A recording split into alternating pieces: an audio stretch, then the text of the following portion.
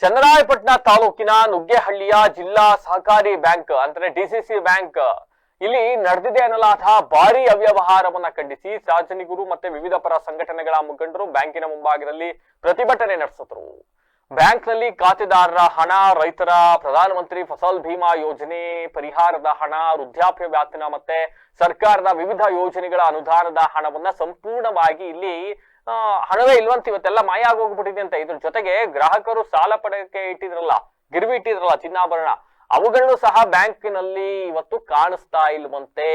ಈ ತರದೊಂದು ಆತಂಕಕಾರಿ ಪರಿಸ್ಥಿತಿ ನಿರ್ಮಾಣ ಆಗಿದೆ ಅಂತ ಪ್ರತಿಭಟನಾಕಾರರು ಇದೀಗ ಆಕ್ರೋಶವನ್ನು ವ್ಯಕ್ತಪಡಿಸಿದ್ದಾರೆ.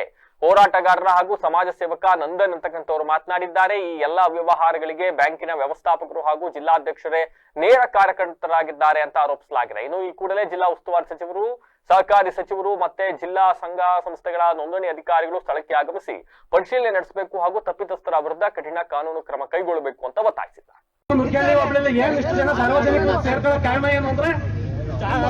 ಡಿಸಿಸಿ ಬ್ಯಾಂಕ್ ಅಲ್ಲಿ ಆಗಿರೋ ಅವ್ಯವಹಾರ ಇದಕ್ಕೆಲ್ಲ ಕಾರಣ ಹಾಸನ ಜಿಲ್ಲಾ ಡಿಸಿಸಿ ಬ್ಯಾಂಕ್ ಕಾರಣ, ಅಲ್ಲಿರೋ ಆಡಳಿತ ಮಂಡಳಿ ಅಧಿಕಾರಿಗಳ ಕಾರಣ. ಈ ಸಮಸ್ಯೆನ ಬಗೆಹರಿಸಬೇಕು. ಡಿಸ್ಟ್ರಿಕ್ಟ್ ರಿಜಿಸ್ಟರ್, ಡಿಸ್ಟ್ರಿಕ್ಟ್ ಉಸ್ತುವಾರಿ ಸಚಿವರು ಬಂದ್ರೆ ರೈತರ ಸಮಸ್ಯೆ ಕೇಳಿ ಬಗೆಹರಿಸಬೇಕು. ಇಲ್ಲಿ ಕೆಲಸನ ಮಾಡಿರೋ ಡಿಸಿಸಿ ಬ್ಯಾಂಕ್ ಅಧಿಕಾರಿಗಳಿಗೆ ಕುತ್ಕೊಂಡು ಅಧಿಕಾರಿಗಳು ಅರ್ಜಿ ಕೊಡೋದ್ರಿಂದ ಈ ಸಮಸ್ಯೆ ಬಗೆಹರಿಯಲ್ಲ. ಡಿಸ್ಟ್ರಿಕ್ಟ್ ರಿಜಿಸ್ಟರ್ ಮತ್ತೆ ಡಿಸ್ಟ್ರಿಕ್ಟ್ ಉಸ್ತುವಾರಿ ಸಚಿವರು ನಾವು ಬರೋವರೆಗೂ ಪ್ರತಿಭಟನೆ ಮುಂದುವರಿತದೆ.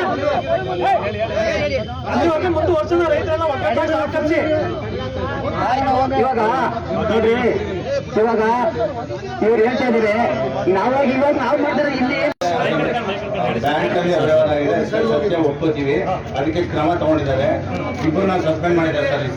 ಯಾರ್ಯಾರ ಹೆಸರು ಹೇಳಿ ಸರ್? ಅವರು ಆಲೇಶ್ ಪ್ರಿಯಾ ಅಂತ ಒಬ್ರು, ಇನ್ನೊಬ್ರು BS ಕವಿತಾ ಅಂತ, ಇಬ್ರು ಅಧಿಕಾರಿಗಳನ್ನ ಸಸ್ಪೆಂಡ್ ಮಾಡಿ ತನಿಖೆ ನಡೆಸ್ತಾ ಇದ್ದಾರೆ.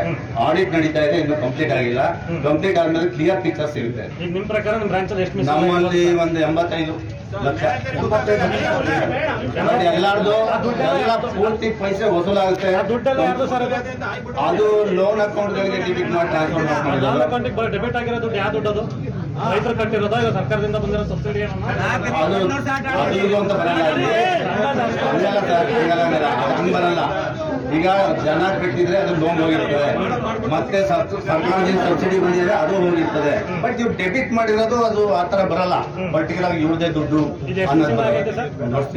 ಒಂದು ವರ್ಷದಿಂದ ಆಗಿರೋದಕ್ಕೆ ಬರೀ ಇಬ್ರು ನಿಮ್ಮ ದರ್ಜೆ ನೌಕರರು ಮಾತ್ರ ಇಬ್ರು ಸಸ್ಪೆಂಡ್. ಮ್ಯಾನೇಜರ್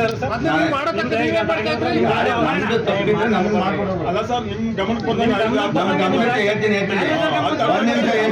ಮ್ಯಾನೇಜರ್ ಗಮನಕ್ಕೆ ಬರ್ದಂಗ ಆಗಿದೆಯಾ ಸರ್? ನೋಡಿ, 3 ತಿಂಗಳು ಒಂದ್ಸರಿ ಆಡಿಟ್ ಆಗುತ್ತೆ, ಇನ್ಸ್ಪೆಕ್ಷನ್ ಆಗುತ್ತೆ. ಆಡಿಟ್ ಇನ್ಸ್ಪೆಕ್ಷನ್ಗೆ ಸಿಗದೆ ಇರೋಂಗೆ ಮಾಡಿದ್ದಾರೆ. ಸೊ ಮ್ಯಾನೇಜರ್ಗೆ ಮ್ಯಾನೇಜರ್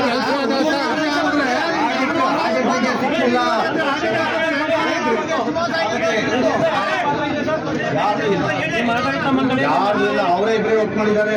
ನಾವಿದ್ರೆ ನೇರವಾಗಿ ಅವರೇ ಹೇಳಿದ್ದಾರೆ, ಯಾರ್ದು ಪಾತ್ರ ಇಲ್ಲ ಇಲ್ಲಿ. 85 ಲಕ್ಷ ಅದು ವಸೂಲು ಮಾಡಿದೆ.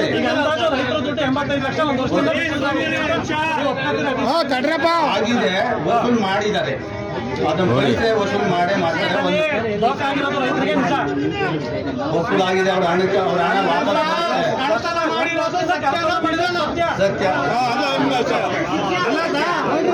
ಬ್ಯಾಂಕಿಂದ ಎಷ್ಟು ಲೋನ್ ಕೊಟ್ಟಿದ್ದೀರಿ ಸರ್? ಒಡವೆ ಲೋನು 1 ವರ್ಷ ಆಗೈತೆ ಅಂದ್ರಲ್ಲ, 3 ತಿಂಗಳು ಒಂದ್ಸತಿ ಆಡಿಟ್ ನಡೆದಾಗ ಆಡಿಟ್